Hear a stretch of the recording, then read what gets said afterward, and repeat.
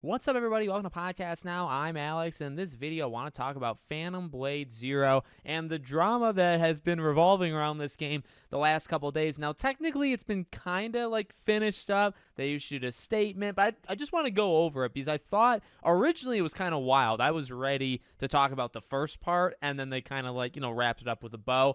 But there's still a little bit to discuss. So where this all originated from is, they're going around doing their, world tour with letting people play it. We talked about in the last video I made on this, Joe Raptor, he got to play a bunch of the game, and, he was asking questions, and, whether or not it was confirmed or whatever, he was told by a representative that the game is coming out in fall 2026. They talked about frame rate. They talked about a couple other things. And so it seems like maybe employees are just kind of going rogue. That really is the central theme here. Employees are just saying whatever the hell they want to say, because turns out somebody else at the China Joy event, some employee went rogue and really bashed Xbox. And pretty much it was asked like, hey, are you coming to Xbox, or, is the game going to come to Xbox, or why not? And the representative said, because nobody needs Xbox. So that just lingered. That lingered a couple of days where it's like an employee of the team of Phantom Blade Zero, which is not confirmed to be coming to Xbox, right? Like right now, PlayStation leaning heavy, right? But there is no exclusivity deal.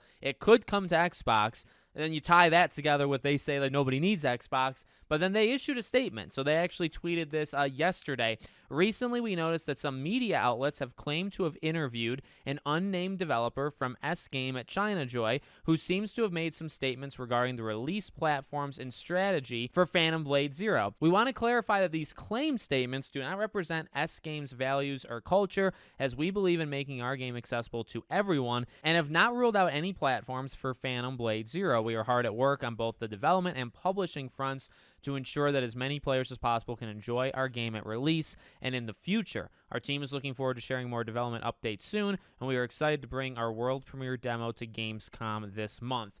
Honestly, I think that's about as good of an answer as you can get, right? It responds to it, and then it quickly kind of pivots to, hey, look forward to playing this. I think it's Gamescom. I don't know if it's also going, but it might be Tokyo Game Show. Like, if you're at any of these events, you're probably going to get the chance to play it. By the way, not having the platforms completely nailed down the publisher thing, that does make me think fall 2026. In the last video, right, there was a lot of comments of like, Alex, it just doesn't make sense, right? And I agree, the game looks kind of complete, but then when you hear about it, the game doesn't sound as complete, right? I don't think it's coming out next fall. I know a lot of people are saying maybe fall of next year, but not fall of 2026. Maybe, because you still got to iron out all these details, right? And what it could end up just being is like PlayStation, PC, and then Xbox later. We've seen like even Black Myth do. Well, Black Myth was supposed to come out for all, and then it was pulled back from Xbox, maybe because of the Series S, maybe not. We don't really know, right? But it's for optimization purposes. And this is kind of a reoccurring. That's the thing for me, right? Number one, I don't think, if we want to go into the corporate, that kind of more sensitive world, I don't think it's something you should say. Whether you believe it and you're a game developer or not, I think you should probably keep your mouth shut on bashing any of the consoles, right? You love Nintendo, you love PlayStation, you love Xbox. Even if your game is not coming out on them, you highly respect and love those consoles.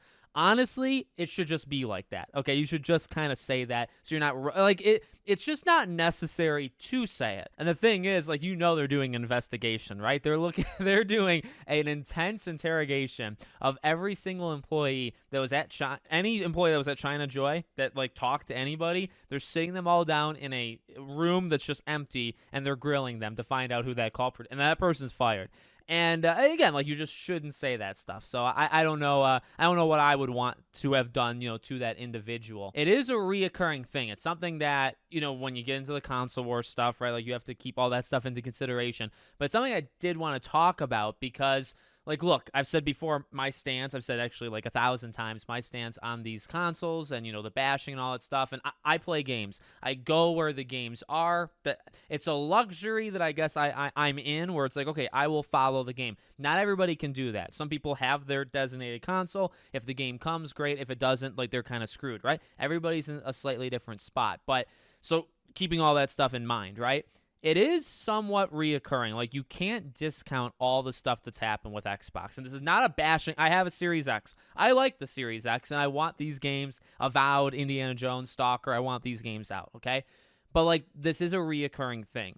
Again, not that you should say that nobody needs it, but you're having games that like Black Myth, you are having that situation. You're having Xbox pull out of foreign markets. You're having the games from Xbox come over to PlayStation. You've always had the debate of Game Pass and like if people on Xbox buys or not buys games, right? And you can debate any of them. Some of them I think are a little harder to debate than others. Some of them are just factual statements, right?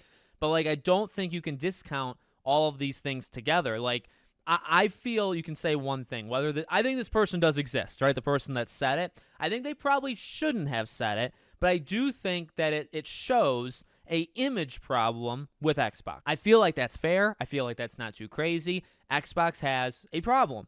And it derives from all the things we've talked about. The decreasing of strength of the Xbox console and, the Game Pass versus not Game Pass and, like, what do people actually buy? Them having to now put games on which, by the way, like, other platforms are doing that too. It's just not as, I would say, like, intense as, as Xbox. So, like, you have all of these things, right? It's pretty much everything we just said. But all of these issues are kind of adding up into, like, and it is a fair question. It's a fair question to actually ask that for anything. Do you need a PS5? Do you need an Xbox? Do you need this or that? By the way, hot take, I guess I've said it before, this has been one of the weakest, if not the weakest console gens in forever. I don't know if you can make the strongest argument for needing either of these two consoles, but just throwing that out there. I have both. I love both to death, but you probably could argue that, by the way. But no, I mean, that's a situation that's actively happening. So it's wild, like, when the first thing broke, and you were having I didn't believe it at first. Like, I saw it, and I thought people were just kind of now, maybe it was made up, but, like, other people seemingly talked to this person, all this jazz. When it first started popping up, I was like, that is such a hot, like, that's such, like, a fiery, spicy thing to say. Like, why would you ever do that? And then now all of this stuff has happened where, they've distanced themselves from it and all that jazz. But yeah, no, I do think it shows an actual image problem. You don't have people, like, that's the thing too. While I said, they should all keep their mouths shut and, like, you just love all of them, and I have all of them, including the Nintendo Switch, right? I love all three. But, you really only hear this with one. I'm sure people don't have the greatest things sometimes to say about the Switch or the PS5, right? But you hear it for Xbox like time and time, and you hear these stories of the Series S holding things back or this or that. There's so many of these stories, they add up. So it's something that shouldn't be said, but also if it wasn't a problem, then you wouldn't have anybody saying it in general. Does that make sense? Hopefully I kind of worded that right. So let me know what you guys think in the comments. Make sure, as always, you're subscribed to the channel, bell icon turned on. I hope to see you all on the next one.